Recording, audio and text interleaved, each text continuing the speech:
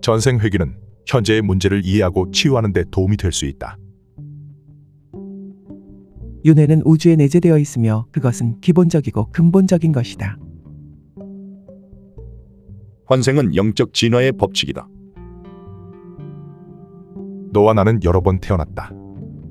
나는 그것들을 모두 기억하지만 너는 기억하지 못한다. 에를렌두르 하랄드손은 이성적인 급진주의자로 평가되는 아이슬란드 출신의 심리학자입니다. 그는 아이슬란드의 명문대인 레이캬비크 대학교의 심리학 교수이자 영적인 현상, 사후세계 그리고 윤회 환생에 대한 연구에 삶을 바친 학자였습니다. 하랄드손의 연구는 철저하게 과학적 방법론을 고수했고 그 덕분에 그는 초심리학 분야에서 신뢰할 수 있는 권위자로 언급되고 있습니다. 동료들도 인정했듯이 하랄드손은 영적인 현상을 연구함에 있어서 믿음을 가지고 연구한 것이 아니라 믿을 수 있을 만큼의 데이터를 쌓을 때까지 신중함과 개방성을 유지한 인물이었습니다. 에를렌두르 하랄드손은 선구적인 환생 연구가인 이안 스티븐슨 박사와 함께 현장에서 직접 윤회 환생의 사례를 조사하기도 했습니다. 그는 스리랑카, 인도, 레바논 등의 지역에서 어린아이들이 전생 기억을 자발적으로 말하는 현상에 대해 심층적으로 기록했습니다. 그의 연구는 정밀한 인터뷰와 가족 조사, 과거 인물과의 일치 여부 등을 통해 엄격한 검증을 거쳤습니다. 이번 영상에서 소개할 사례는 하랄드손이 중동 국가인 레바논에서 직접 현장 조사를 하여 조사하고 수집한 사례입니다. 사례의 주인공으로 등장하는 소녀는 남편으로부터 목이 졸리고 바다에 버려져서 죽었던 충격적인 전생 기억을 얘기했습니다. 환생 증거 첫 번째. 전생 남편이 자신을 목 졸라 죽였던 것을 기억하다. 1998년 8월 레바논의 수도 베이루트에서 약 25km 떨어진 지역에서 에를렌두르 하랄드손은 나딘만이라는 소녀와 첫 만남을 갖게 되었습니다. 나딘만은 당시 5살 즈음이었습니다. 하랄드손이 이 5살 소녀를 찾아왔던 것은 나딘이 전생 기억을 가지고 있다는 소식을 접했기 때문이었습니다. 나딘은 자신의 전생 이름을 낸다라고 말했던 것은 물론 자신이 전생 남편으로부터 목이 졸린 후에 바다에 던져졌던 것을 말했습니다. 나딘은 자신의 전생 남편의 이름이 라미즈라고 했습니다. 더욱더 충격적이었던 것은 나딘이 전생의 남편이 어떻게 자신의 목에 손을 둘렀었는지를 그녀의 어머니에게 보여줬다는 것이었습니다.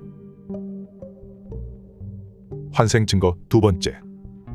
전생의 딸을 향한 애착을 보이다. 또한 나딘은 자신의 딸 리마와 함께 있고 싶어 했습니다. 나딘은 베개를 담요로 둘둘 싸서 가족과 차를 타고 드라이브를 갈 때 그것을 챙겨가곤 했습니다. 나딘은 차 뒷좌석에 베개를 두고 어머니에게 이렇게 말했다고 합니다. 이렇게 해서 딸을 안치곤 했어요. 나딘은 때로는 베개를 향해 때로는 인형을 향해 이 아이가 제 딸이에요 라고 말하기도 했습니다. 또한 나딘은 자신을 방문했던 하랄드손에게 자신을 딸 리마에게 데려가 달라고 요청하곤 했습니다. 그렇게 해주면 차 한 잔 줄게요. 라고 덧붙이기도 했습니다. 나딘은 리마의 기저귀를 갈아주고 리마를 품에 안고 싶어 했습니다. 나딘은 다른 아이들과 놀 때 종종 친구들에게 이전 가족의 이름을 붙여주기도 했습니다. 환생 증거 세 번째. 전생에 자신이 살해당한 장소가 바다였음을 기억하다. 전생을 기억하는 아이들은 종종 전생에 사망한 방식과 관련된 공포증을 지니고 있습니다. 그들은 특정 장소에서 전생의 죽음과 관련된 강렬한 감정을 경험하곤 합니다. 나딘의 아버지는 이와 관련된 반응을 나딘에게서 보았음을 진술했습니다. 때는 나딘이 2살이 채 안 되었을 무렵이었습니다. 나딘의 가족은 해안가에 위치한 레바논 도시인 시돈으로 놀러간 적이 있었습니다. 그때 나딘의 가족은 보트를 타고 섬으로 가려고 했습니다. 그런데 어린 나딘은 배에 오르려고 하자 큰 두려움에 떨기 시작했습니다. 나딘보다 어린 여동생들은 물에 대한 공포가 없었지만 나딘만은 유독 물에 대해 심한 공포감을 느꼈습니다. 그 모습을 보던 아버지는 잘 적응해보라는 의도에서 나딘을 물에 넣으려고 했습니다. 그러자 나디는 극도로 겁에 질린 상태로 아버지의 팔을 붙잡고 발악하는 것이었습니다. 집으로 돌아온 후에 나디는 가족에게 이렇게 말했습니다. 바다에서 그 사람들이 날 죽였어요. 이 사건을 통해 나디는 전생 감정과 전생 기억이 생동하기 시작했습니다. 이 시점부터 나디는 전생의 딸 리마에 대해서 그리고 전생의 가족에 대해서 이야기하기 시작했습니다. 환생 증거 네 번째. 감정이 격해질 때마다 목 주변이 빨갛게 부어오르다. 나딘이 전생에 대해서 말할 때 가족들이 말을 잘 이해하지 못하면 나딘은 감정이 격해졌습니다. 기이한 것은 감정이 격해질 때마다 나딘의 목이 빨갛게 부어올랐다는 것입니다. 나딘의 이러한 생리적 반응은 마치 전생에 자신이 남편으로부터 목이 졸릴 때의 트라우마를 상징하는 것처럼 보였습니다. 환생 증거 다섯 번째. 자신을 죽였던 전생 남편에 대한 사랑을 표현하다. 나딘은 2살 반 무렵부터 화장과 립스틱을 바르는 것을 좋아했습니다.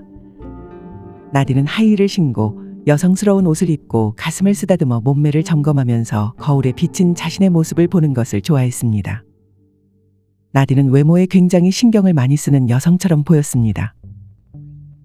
나딘은 전 남편을 좋아하는가 질문을 받았을 때 놀랍게도 이런 대답을 했다고 합니다. 네, 나를 목 졸라 죽였지만 나는 그를 사랑했어요. 나딘은 놀이를 하면서도 종종 전생 남편을 등장시켰습니다. 전생 남편과 통화를 하는 놀이를 하는 것을 좋아했고 심지어 다른 남자아이들에게는 관심을 보이지 않았습니다. 나딘은 전화로 말하곤 했습니다. 라미즈, 내가 당신을 위해 음식을 테이블 위에 차려놨어.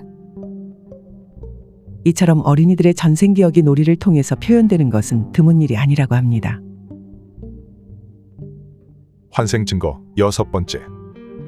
자신을 죽였던 전생 남편에 대한 증오를 표현하다. 언젠가 나딘은 처음 본 젊은 친척의 목을 조르려고 했습니다. 놀란 어른들이 그 이유를 묻자 나딘은 그가 자신의 전생 남편인 라미즈와 닮았다고 대답했습니다. 마무리.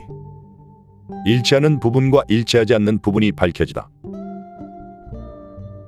이로부터 약 3년 뒤인 2001년 1월 에를랜드루 하랄드손은 나딘의 가족을 재방문하기 위해 레바논에 다시 왔습니다. 그런데 하랄드손은 이 무렵에 한 가지 놀라운 정보를 입수하게 되었습니다. 그것은 바로 한 젊은 여성이 남편과 처남과 함께 사우디아라비아에서 요트를 타고 바다에 나갔다가 사망했던 사건에 대한 정보였습니다. 이 정보에 따르면 요트가 해안으로 다시 돌아왔을 때 그곳에는 남편과 처남밖에 없었다고 합니다. 그들은 동행했던 여성이 익사한 것으로 신고했습니다. 그러나 그들은 결국 사우디아라비아에서 레바논으로 돌아오는 길에 체포되었습니다. 그들은 함께 있던 여성을 질식시키고 시신을 바다에 던진 혐의를 받았습니다. 익사한 여성의 아버지는 그들이 딸을 살해했다고 비난했습니다. 이번 사례의 주인공 소녀인 나딘이 서술했던 전생 이름은 렌다였습니다. 하지만 이 사건에서 사망했던 여성의 이름은 바시마였습니다. 어쨌든 나딘의 전생 기억과 바시마의 삶 사이의 결정적인 공통점은 바다로 요트를 타고 나갔다가 남편에 의해 질식당하고 익사했다는 것이었습니다. 이 둘 사이에는 감정적으로 생리적으로 깊은 연결성이 있었습니다. 나딘은 살해와 익사에 대해 이야기할 때 목이 빨갛게 부어올랐고 한 번은 남편 라미즈를 닮았다는 이유로 젊은 친척의 목을 조르려고 했습니다. 에를랜드루 하랄드손은 남편과 처남에 의해 사망했던 여성인 바시마의 부모님을 직접 만나 뵈었습니다. 바시마의 부모님의 말에 따르면 경찰은 바시마의 사인을 익사로 보고했습니다. 그러나 의료 보고서에 따르면 바시마의 등에는 멍이 있었습니다. 이 소식을 들은 바시마의 아버지는 딸이 익사한 것으로 판단해 레바논의 바시마의 남편과 처남을 상대로 소송을 제기했었다고 합니다. 여기에 더해서 사건 목격자가 2명이나 더 있었는데 그들은 남편과 처남이 어떻게 바시마를 익사시켰는지를 증언했습니다. 목격자의 진술은 이랬습니다. 그들은 고무 모터보트를 타고 바다로 나갔다. 그들은 바시마의 머리카락을 등 쪽에서 잡고는 바시마가 죽을 때까지 물속으로 밀어 넣었다. 그리고 그들은 해안으로 돌아가서는 그녀가 바다에서 익사했다고 신고했다.